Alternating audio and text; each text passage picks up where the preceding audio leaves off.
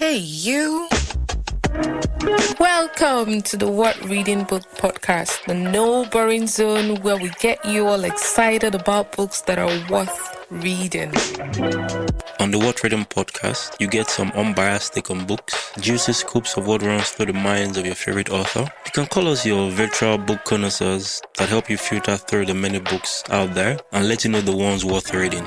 On this podcast, we talk about different book genre. We do not discriminate, from fiction to non-fiction, poetry, biographies, memoirs, you name it, so long as it is written by an author of African descent and project our very own authentic African stories. You can count us in. So welcome on board and thank you for tuning in. We hope you enjoyed the show. Hello.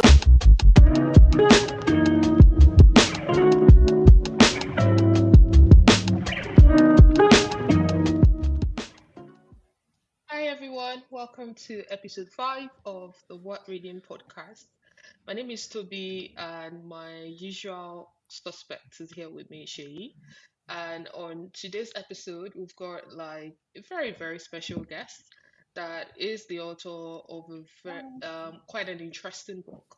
And I should quickly mention that this particular episode is a special one because it's sort of like a commemorative episode for the Black History Month. And we just thought that the month of October and for all that it signifies should not go by without us, just spotlighting a book that kind of like centers around the theme for the Black History Month in 2023. And yeah, what better book to, usher us into all things Black History Month other than the book in focus today. And without, keeping us in suspense any further, I would very quickly mention the book that we're focusing on for this episode. It is titled Enough is Still by Ola Awonubi. And you guessed right. Our author guest today is Ola Awonubi. Hi, Ola. Lovely to have you here. Hi, Toby. So nice to be here as well. Thank you so very much. Awesome. Thank you. And we should also definitely hear Sheyi's voice any moment from now. Hi, Sheyi. Hi, Shay. Really nice to meet you. Hi, Ola. Hi, Toby. Good to have you guys here. And I really can't wait to dive into this episode. I really enjoyed reading the book, and I'm sure that, many of our listeners would want to look out for this book once they listen to this episode. Fabulous. Thank you. Okay, so I was saying something earlier about why I thought that this book would be like a perfect read for the month of October and for the special months that October is. And one thing that quickly came to mind is the similarity between a part of the book that the author talked about, and interestingly, the theme for this year's Black History Month. Okay. So the Black History Month, like we all know, is like just a special, an entire month-long period where we shine the spotlight on issues that have to do with Africans, Caribbeans, especially those based in diaspora, such as the US and the UK. And for the year 2023, the theme is Saluting Our Sisters. Yeah. And part of the book, in the book, Enough is Still, Ola Awonubi's character, one of the major characters, had a project that was sort of supposed to like delve into a lot of research, spotlighting about 100 trailblazer women from Africa. Or is it Nigeria now? I can't really remember precisely, but I just thought it's spot on. And the book also revolves around women in history and the significant role that they played during the World War II. And I know this happened years or donkey years ago, but if you're an avid student of history, you would definitely understand the significance of those events. And so very quickly, I will be asking my first question from Ola. I honestly can't wait to delve into the book. But before she answers that question, it would be really lovely for her to do like a quick intro, talk quickly through one or two things about herself, and then tell us about the reason why she decided to set a book in within the World War II and also in modern day UK and Nigeria. I hope that makes sense. Yeah, that makes sense. That's a lot. Yeah, I know. That's a lot. That's a lot. Yeah, I'd one of the reasons why I decided to write this book, or why I was asked to write this book, in some ways, is that I wouldn't say I found the book. I'd say the book found me. I think they're just elements of my life that really have led me to write this book. So I was brought up in this country in the 70s and Okay. born of Nigerian parents. So I bring my Nigerian side to this book, which means I can talk about the princess. Yeah. I've been to Abeokuta myself. I've went to Luma Rock and stood there. I couldn't actually see the palace from there, but I just felt some kind of kinship with the character. And at the same time, the fact that I was raised by an English family, because my parents were studying in London at the time. And in those days, there were a few of us in those days that basically, while their parents were working up in London or just having to work, the children were placed with English carers. Oh, Now, okay. this particular English family, they knew a lot about the Second World War because they had lived in it Okay. and had relatives that had lived in it, and they used to talk a lot about the Second World War.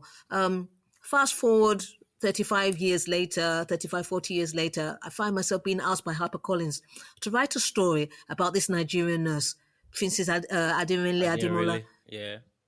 Adirinle, to write a story about this Nigerian nurse who worked in Guy's Hospital over the Second World War. I lived in Nigeria for about 18 years. I have never heard of her. So it was coming to England and then mentioning it, me doing some research and realized that this woman was actually did exist, and this is somebody who should be up there with the other historical characters that we study in school for what she did for, I just see this book as an opportunity to really talk out, to be able to speak more about what she did and to raise awareness, because we found out about her. There will be other ones as well that are hidden Yeah. in the pages of history, which is a shame. But I really hope that A Nurse's Tale will begin to get people questioning, and by delving into her history, start to uncover other people like this, both men and women, that have, That have contributed. really Exactly. esteemed themselves like this. Amazing. And it's quite interesting the style or approach that you used for this particular story. Really compelling. I think that it's quite notable that we had to, what's the word now, shuffle between Between two. the between like Second World War and present day Nigeria and UK. Yeah. So I'm just curious to know how, whose idea that was and how you managed to seamlessly deliver that.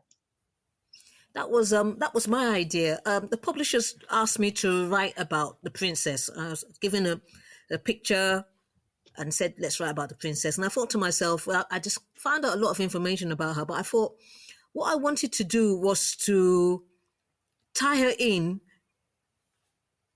tying some of her experiences and who she is as a person to the journey of Black people in England today. And what I thought was that by going in between, by showing diary excerpts and going in between, so you'll find that the book just switched from 1930, 1940. Yeah. Yeah. It's a dual narrative. And you've got Ade back in the 40s, and then you've got her great niece, Yemi, Yeah. in 2000 and 2008, 2019. Why did 2018, I decide to do 2019. that? I wanted to show what's changed and what's still the same for us. Okay. Amazing. And speaking of what has changed and what is the same, I would very quickly want to read like a short excerpt of a book. I'm trying to find the exact page now, but yes, I found it. So it's page 57, and the last paragraph there reads that the racism of the British is of a combat and understated nature. Blink and you did miss it. It is not personal, it is establishment led, which is very which is sort of like leads us to the elephants in the room. And Yes, I just think that it's a perfect time or a significant period to kind of like discuss issues around, yes, subtle racism and the different shapes and form that they yes. kind of like show. So speaking of change and juxtaposing what used to be in the 1930s and 40s when this book was said, and the present day, would you say that anything has significantly changed, or is there any slight improvements in the systemic racism that were depict in this book? I mean, there's been some great changes. Ones that we fought for, ones that, I mean, take for example in terms of employment, they've got the Race Equality Act. You've got the fact that you can't discriminate against the people of color in terms of housing, in terms of where they work, in terms of things like that. But there's a back in those days, racism was more overt. Nowadays, it can be slightly covert. Yeah. Mm, So you do, when something's covert, it's a bit more nuanced. yeah.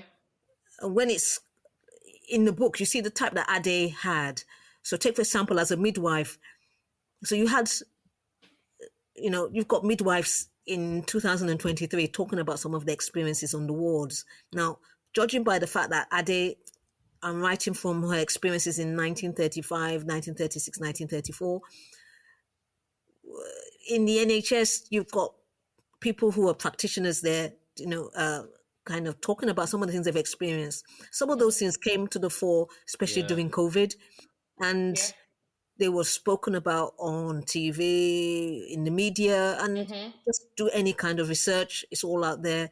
There's lots of research about some of these experiences, and you do see Dr. Mike in the book, referring to some of Yeah. them. Dr. Mike. Yeah. On some of those things lead him to make the decisions he decides to take towards the end.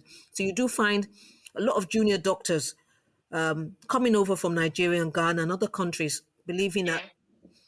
things will be much Much better. different, and they come here and realize that that's not exactly the case. And So in terms of what's changed is that we can be whatever we want to be in terms of employment, in terms of opportunities, in terms of those days. In our days, there definitely wouldn't be a Black History Month. So we've got that chance to celebrate ourselves and to highlight who we are as people. What not just what we bring, but what we've, what to celebrate ourselves and to allow other people to celebrate us as well. So if you go through the book, you can see it's a bit like a dark night, and bit by bit, it's moving towards the breaking of day. I'm an eternal optimist. I believe that things still so much that needs to be changed, but things are not what they used to be, and there are much more opportunities, especially for younger people coming up now. Not because people just happen to let's just give them opportunities. These were things that were fought for, Mm, and by former generations of different people, and now this generation and their children will not necessarily have to go through some of the things that I experienced, or my mom and dad experienced, or yeah. Ade's generation experienced. So you've got a situation where you've got you can see the changes happening in this country and already around the world through the lives of the three women in this book over a period of 80 years. Yeah. And that's what I've tried to do in this book. yeah. Amazing. And I must say that you've done quite a huge justice to that. And speaking of change, in my own personal opinion, I think that's such an interesting time to be alive. I Yes. can't begin to imagine myself living or what my reality would have been in the age 80 years ago and all of that. And yeah, interesting that we get to celebrate ourselves, but there's so many other important questions that are worth asking. Like, okay, Yeah, so so Black I would History say Month that and the charade surrounding it, is this some form of tokenism, or just to tick the yeah, box? And so just every other month of the year, what do people do behind the scenes? So yeah, Shay, I'd love to hear what your yeah, thoughts. Yeah. so away from all of the serious conversation, this is getting too serious for me. Well, it needs to be talked about. I would Well, say yeah. that yeah, we'll get back to that. I would say that something that I find quite interesting is your storytelling, especially around Yemi and Mike. Um, I told Toby earlier that just reading through the pages, one would just start to catch the feels, right? Of Can you imagine? I thought that me being the woman would be the one to no, be no, no, no, interested in the whole no, romantic vibe between Yemi no, and Mike. And here we go. Shay is the romantic on I this didn't know that episode. men were interested I didn't know that no. men were interested I know Me- in me- romance. I thought that romance. was a me- lady thing. no, no, men are also romantic. Men are also romantic. Really? Yeah, I would Nigerian say. men are romantic. Yeah, Oh yeah, yeah, they that's are. true. Not all Nigerian men are Daris. Okay, Ah, Derek. we're here for it. Derek is the epitome of the uh, there is a Yoruba demon. demon. There is a I demon. I know. Yeah. agree.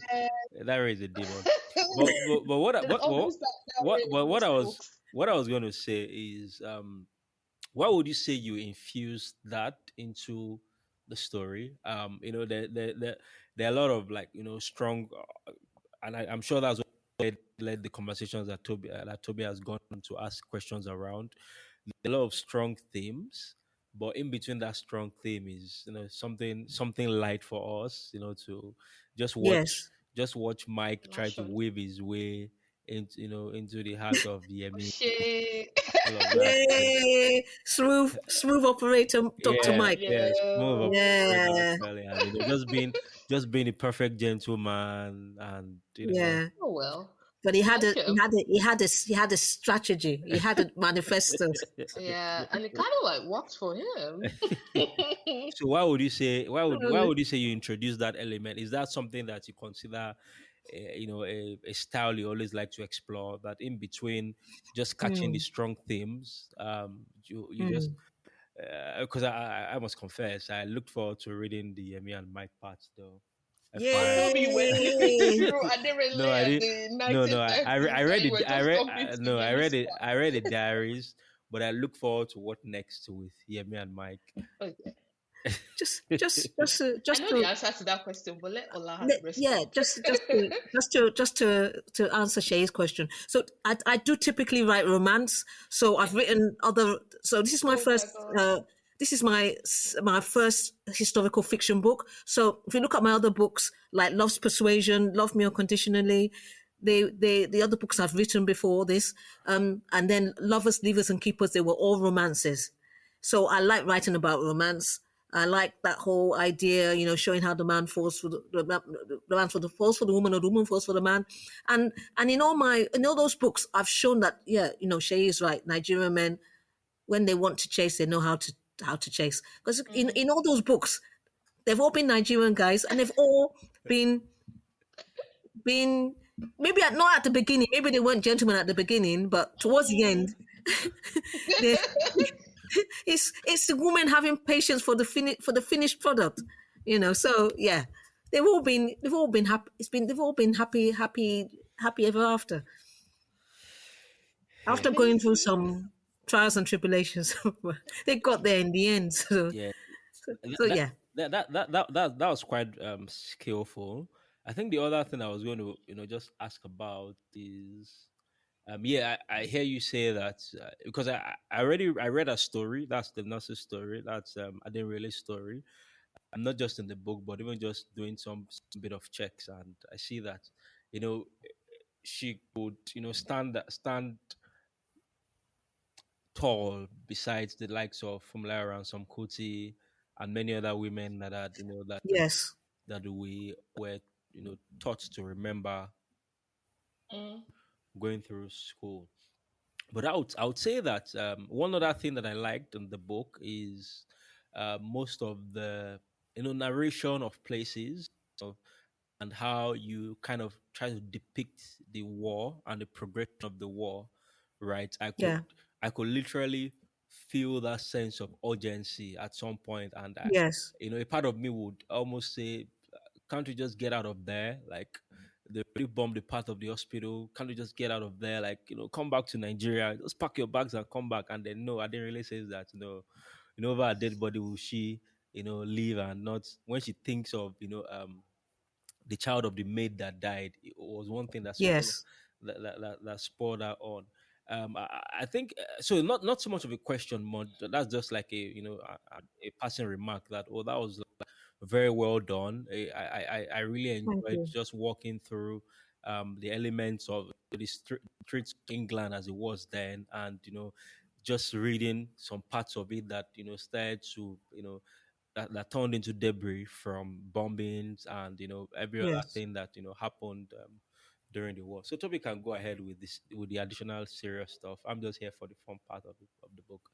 Ah, Ah, interesting. Because it used to be the other way around. I'm always yes. at the fun part, here for the fun, and you with the serious bit. But yeah, I'm happy to assume this role for this episode, right?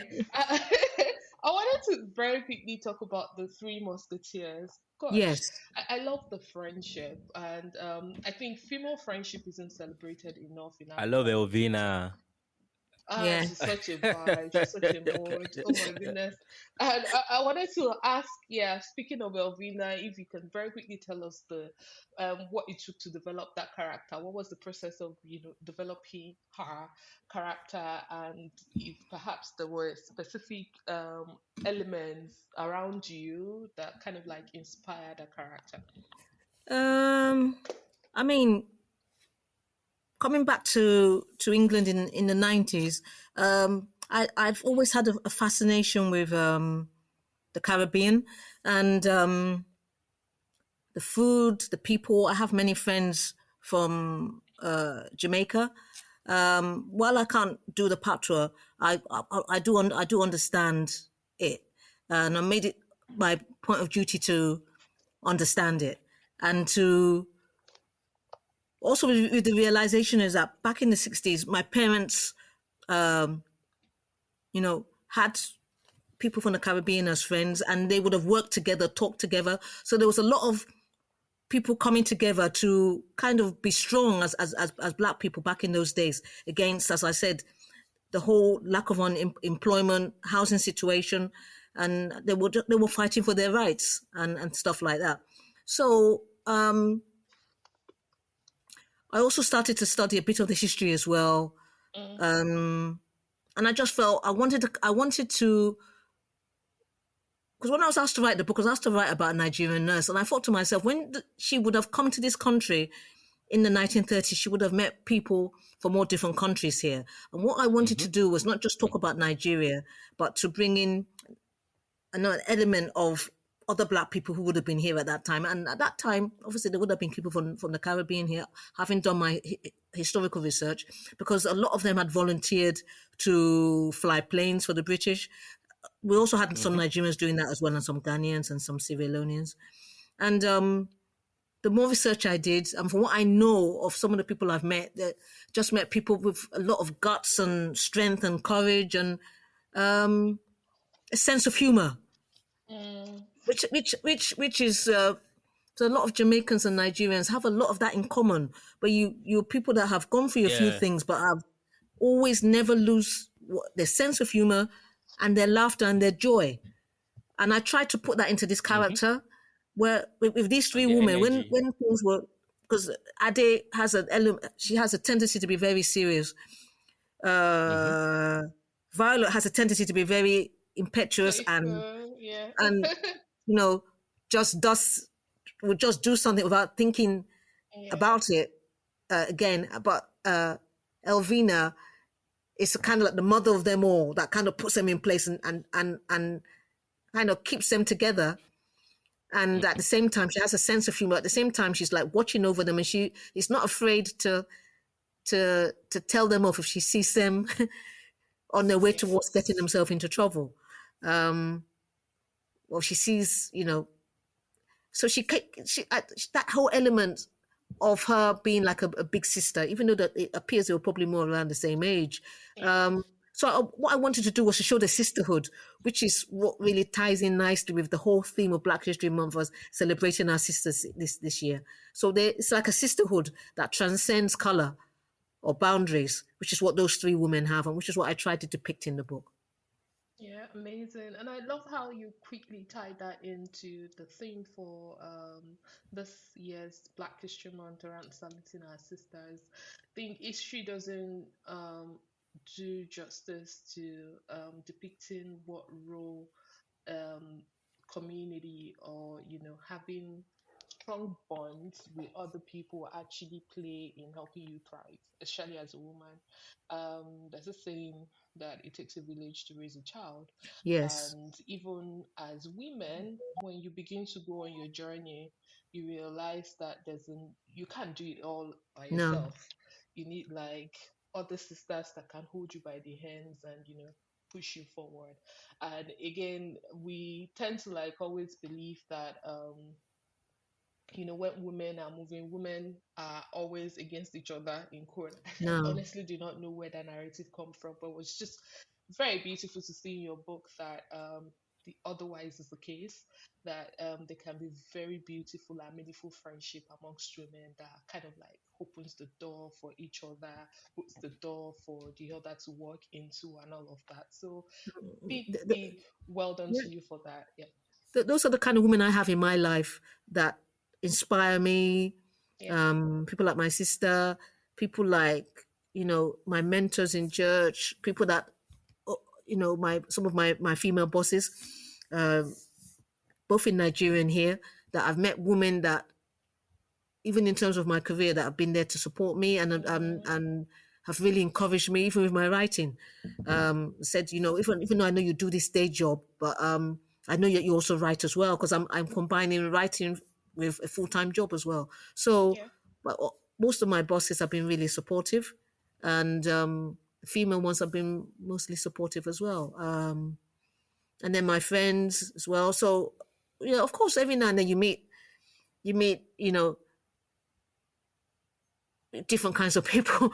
Yeah. But on the whole, most of the women I've met have been very supportive. And I think, as you said, sometimes when you're writing female characters, you have to really resist that temptation of painting the characters as being catty and they're always against each other and always fighting, and because it's a bit Nollywood like. But in reality, relationships with women are not very nuanced. Take for example, women tend to talk a lot about our problems Yeah. with each other, not usually with men, but with other Yes, with with other women. other. Whereas men tend to keep it to themselves. So the whole Yeah. narrative about women being catty and being, I don't know how that really, but how Yeah. that came into being. I'm really glad you did this because you kind of like already saluted the sisters, and my next question was going to be for us to do something very unusual that we typically don't do on our podcast, but because of course this is like a special edition, I wanted us to like just salute or pay homage to like three women in our lives. Ola already did that. I think she's talked about her sisters, colleagues at work that have been super supportive in the journey, and especially Black women or from other walks of life as well. Shay, your turn, and then myself, I'm also going to be paid saluting like three exceptional women that Definitely. have been That's super that supportive in my that's journey. So that's putting me on the spot to pay, to yes, pay yes, yes, homage. do it, do it. Um, I think you should go first. I'll go after you.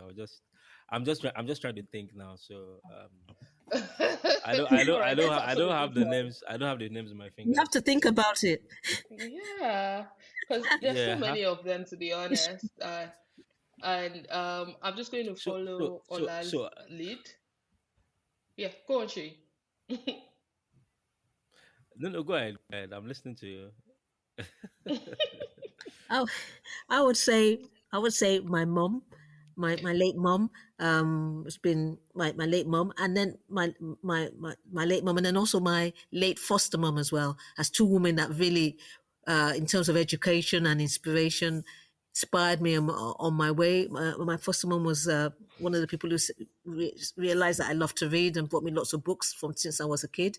My Amazing. mom was very much about education, about making sure my Nigerian mom, my biological mom, very much about education, maths, English. Make sure you get it right. Make sure you study, get your degree. Do me proud. And she loved my writing as well. She had my books and everything. And I told her about this book. Unfortunately, um, she passed about 6 months before the book came out. But I did Oh, tell her bless her. about it, and she was very proud. And as I said, all my bosses, most of my bosses have been great, and my sister as well. So I salute them. That's me. Awesome. Okay. Thank you. That's a Yes, good head start. I think that if I were to do like pay homage to women, I would just stick four. Um, so I expanded the numbers, because I'm bad like that. yes, Okay, it's allowed because you're the only man here. So, Yeah, so I would say so. Yeah, well, I would say my mom. Um, yes.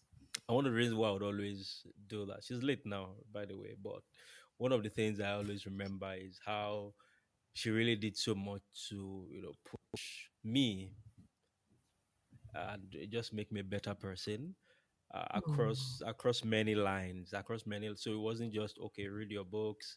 It was also okay, read your books, but let's go to the market, learn how to haggle, learn how to buy oh, stuff, learn how to oh. try shout to out to know how Shei's to mom, get into Shout the out, that, market. responsibility, that's a mom. and yeah, she did. I'm your So friend, and I can say that for sure. Yeah, and so she did a Hmm. decent many job. things that I'm able to do was I learned from her, like Hmm. so I would say her, and I would say my grandma. That's my mom's mom, because there's one thing that if there was one regret that I had at some point in my life, it was the fact that before she passed, I kept postponing going to visit her. Hmm. Not because I didn't enjoy her company, but I really I wanted to go back to visit her with a bang, just carry all sorts of goodies and having made Oh, some small change. But she passed while yes. I was in NYC camp, anyways. But Oh, prior to that, it was always every time you make mention of Abeokuta, my grandma lived in Abeokuta. I'm from Abeokuta. Okay. Yes, I'm from Abeokuta, and I used to go visit Abeokuta, and I loved being in her house. I loved being in her space. She was quite enterprising, and up until when she passed, she always had she passed at about 85, but she always had a store where she sold things. So she sold Hmm. soft drinks, Pepsi, and I would always remember going back to Belkuta just to have fufu in her store. So yeah, my grandma, my maternal grandma, Oh, and I would say that my sister is a very strong woman. Shout out to oh, her. I have an elder sister, okay. and she does so much, and she that that inspired me. This is coming from a guy that was not the serious guy of the family, So, but Oh. she was a serious one, and I was more of the intuitive one. She was a serious one, and I just seen her push herself and just driving to excel, driving towards excellence was something that Hmm. also kind of spurred me on. And then a notable mention to one person that I randomly just think about as someone that has continued to spur me on, my English teacher in Oh. SS3. Her name is Mrs. Ayola. She doesn't know me. She would never remember that I ever existed in her classroom. But Oh. one thing that she helped me do was help me n- understand that I could really own English as a Hmm. subject, English as a language, and just sitting through our class and just learning how to write comprehension passages in a better way. Learning how to attack summary passages was something that I held on to for a long period of time, and Yes. I still continue to hold on to. So yeah, hope that. Brilliant.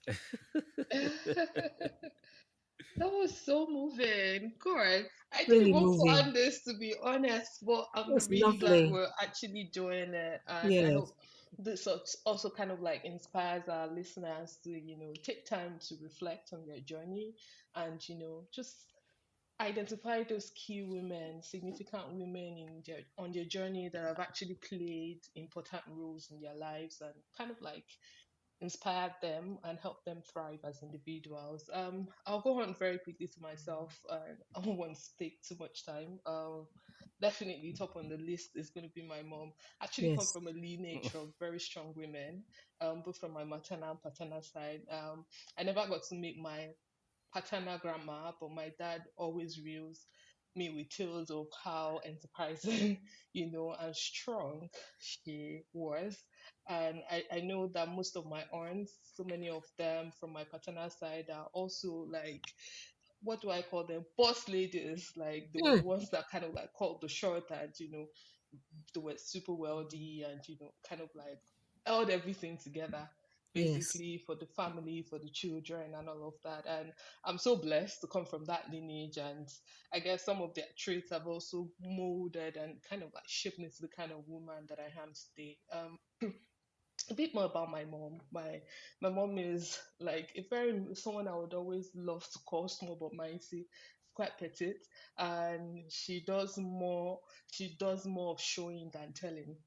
I Hmm. think she's got such an exceptional parenting style. Like some of the things that have molded him to be the kind of woman I am today were things that I saw my mom role model rather than sit down and tell me to do, or for most of my for myself and my siblings as well. So yeah, she's she spent the bulk of her career teaching and impacting knowledge to Hmm. people. My mom was a primary school teacher for about 35, 37 years before she Wow. retired, and I saw her show excellence and show up every day and grow through the ranks and eventually retire as an assistant headmistress in Hmm. the Lagos state government. So my mom definitely tops the charts, and of course, remembering the women from my lineage. Second, of course, would be my sister. So I've got an immediate elder sister who is like 6 years older than I am. Yes, Okay. it's that wild big gap. So sometimes when I think about it, I'm like, maybe I think I had like two mothers.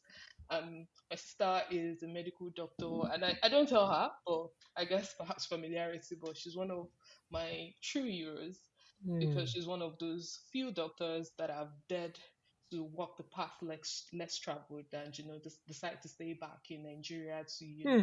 build the healthcare system and still be a part of it, even in spite of so many challenges and Yes. pressure to jackpot and if you know what Hmm. that means, or to Yes. pick Yes. greener pastures and travel out of the country. But I see her show up every day, raise such amazing kids that are super super what's the name, mindful, thoughtful children, juggle that with a residency in neurology, and Wow.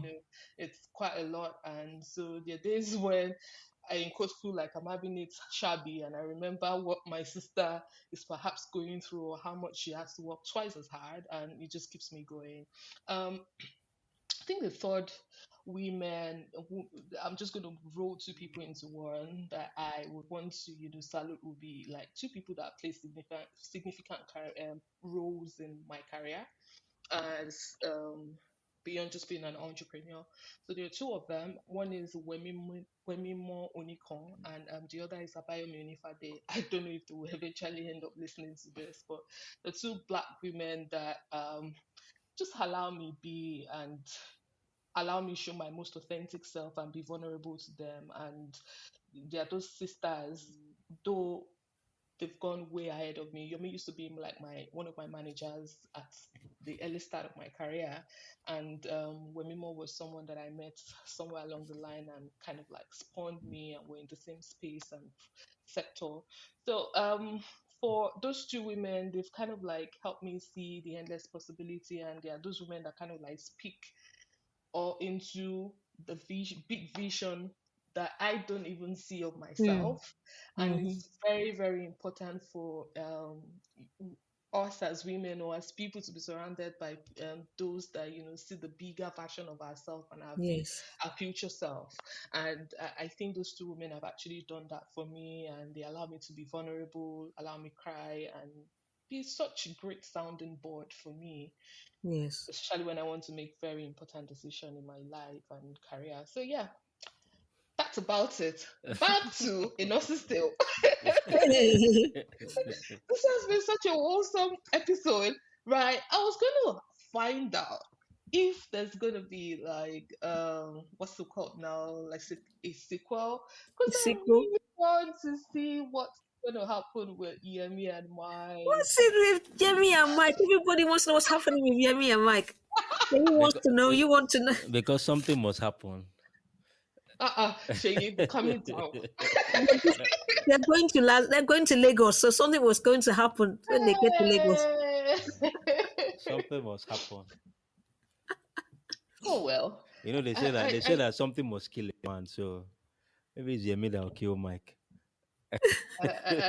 Well, Yemi is a good thing, so I'm definitely sure she's not going to kill Mike. Yeah. There are different ways to kill a man, so it's not killing him and killing him to die. But that's another conversation. Speaking from experience, right? Well, let's quickly take it back to some interesting bits of the book. I really feel that there's a tendency to kind of forget the character of Violet, and I think she's a Yes. very, very important one. Yes. She's a very unforgettable character, if I do say so. Yeah. And I just really wanted to understand what made you add that spin to our old story. And I don't know, it kind of got me in this age and time. It's so easy for you to scroll through Instagram timeline or feeds, and you see interracial marriages. There are Bella Niger, there's Ashwebi Bella, that kind of like shows you a black girl fall in love with a white man, and they live happily ever after and all. And it was such a rude, it's like very jarring to see what sadly Violet's experience panned out to be. And I don't know if you really wanted to tell us more about what you wanted to achieve with, our Uh, story. what did I write about Violet? I wrote about Violet because she was an ally, and by being an ally, she reminded me of my foster mum. So basically, as I said, I grew up here in the 70s. So me and my sister, we were about 4 or 5 black kids in the school. That sounds a bit difficult to understand how that could happen, but this was outside London. So it wasn't easy. Let me put it that way. So yeah, different things would go down in school, and there was bullying, and racial things were said. She was an ally in as much as sticking by us, going up to the school, talking to the head teacher. In the way that Violet was here, Violet was somebody who was prepared to call out something that she thought was wrong. And she did that to I want to say, regardless of how that would have been viewed by other people. Remember, this was like 1938, 39. And the more historical search I did on what happened with white women who had, were too friendly with black people, especially those who would go ahead and actually have relationships with them. It wasn't good, and that research is something that it's all online, and it's in books, it's in libraries where you can see exactly what happened to these women. And if they went on and had children, which is what happened here, they would be ostracized. So I thought by adding her to the book, in some ways you can kind of reflect on what a lot of women on the went evils of through. racism, really. Yeah. in that world, her and the guy she fell in love with, they were never going to be together. They couldn't be together in England because it just wasn't going to happen. And even if she'd followed him back to his country, even there, by that time, it was still, Jamaica was still colonized by the British. He couldn't actually even walk down to the beach with her because that would have caused trouble as well. And the more research I did, I realized that, where can a black man be a man, be the man that God has called him to be? Where can he be that? And then you see 80 years later, Dr. Mike asking the same question. Dr. Mike saying when you grow up in this country, there will be a time when your parents have what we call the talk with you. Mm-hmm. Yeah. And, in Nigeria, you have a different kind of talk. But here you have, so that talk in Nigeria will be about, know how you do, read your book, along the lines of watching out for certain relatives. Don't eat food here. Don't sit there. Don't let anyone put their hand on your head. You get what I mean? Here, it will be like, don't wear a hoodie. If you're spoken to by, law enforcement agencies, don't keep your hands where they can see them. where they can be seen. Mm-hmm. Don't wave your hands around. Speak politely. Don't move with egbe. Don't do this. Don't do that. Don't. Just do everything, just to ensure that you are not suspected. Yeah. So you are already you're already suspected of doing something before you even do it. The minute you see your skin, you're walking into. So it's a kind of, as you can see with Dr. Maya talking about these things, for a black guy, and for the men in our lives and men we know, it's not an easy walk to walk. Yeah. Because you constantly, you can see Mike. There's times in the book where you can see him kind of buckling under it, and trying to keep a lid on it. But Mike reminds me a bit of a pressure cooker. So there's a lot going on in there, and it's coming slowly to the boil. And there's a part where he says that if I don't escape, get away from this, I'm going to hate my job. I'm going to hate what I do. So I need to do it. I need to move to a different environment where I can see people like me excelling and being allowed to be themselves, or not having to explain myself. So, I thought I put Violet in there just to kind of see, for her to see these two women that she was moving with through her own eyes, and what she saw of them. She was trying to be an ally. She's trying to be a friend. And basically, Elvina and Ade were a big surprise to her, because this was the first time she'd met people like that. So initially it was like, it started with her being curious, but towards the end, they were friends, like sisters, basically, to the end. Absolutely. So two things that again, I'll move to the for the fun stuff again, and two things that strike me about the book were your characterization of Aderonke's dad, and again, I'm an Igba boy anyway, so shout out to Abeokuta people, and how you sort of carved out that majestic image for him that, whenever he appeared, in a royal event, most likely it wasn't one to just be hidden. It was one that stood out every time there were such gatherings. And the other person that also stuck out for me was Yemi's grandma. I actually loved that woman. I loved the subtle jibes that she would throw at Yemi and say things like, "Don't push this one away." just, African mothers are That's like that. our mothers. Give him a chance. Don't push this one away. Yeah. Oh boy. So I like her, because anyone who at that age, she says, she was basically, low key, trailing her on observing her movements on Facebook, and then she said, Yeah. "No, what are you doing on Facebook?" She said, how can I know who you're Yeah. dating if I don't Exactly. when you don't tell me anything? I have Yeah. to I have to monitor your movements on Yeah. Facebook so I can see who you are dating It's and very, follow up with prayer yeah, it was very, and fasting. very relatable. There are grandmas like that. You know when they say Yes, Mama of Egba. Our African Mama of ancestors, Egba. grandmas.